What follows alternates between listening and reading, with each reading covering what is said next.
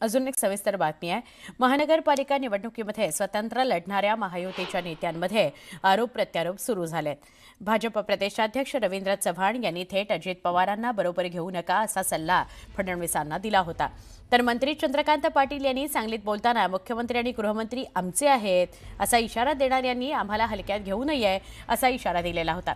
यावर पत्रकार परिषदेत अजित पवारांनी चंद्रकांत पाटलांना टोला हाणला। मुख्यमंत्री पण आमच्याकडे आहेत आणि गृहमंत्री पण आमच्याकडे आहेत। त्यामुळे दमात घेऊ नका आणि हलक्यात पण घेऊ नका। जे कोणी दमदाटी करणारे असतील रात्री बेरात्री आपण देवेंद्रना फोन करूया। तर म्हणजे मी पालकमंत्री आहे, मीच पुरेसा आहे।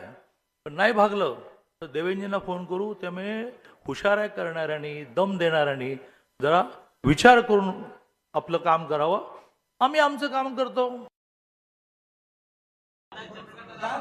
अर्थमंत्री आहात, आमच्याकडे मुख्यमंत्री गृहमंत्री आहेत, जरा दमाने घ्या, हुशारी चालू नका असं म्हणता, हलक्यात घेऊ नका असं म्हणता। ठीक आहे, मी त्यांनी केलेल्या सूचनेची अतिशय गांभीर्याने नोंद घेतलेली आहे।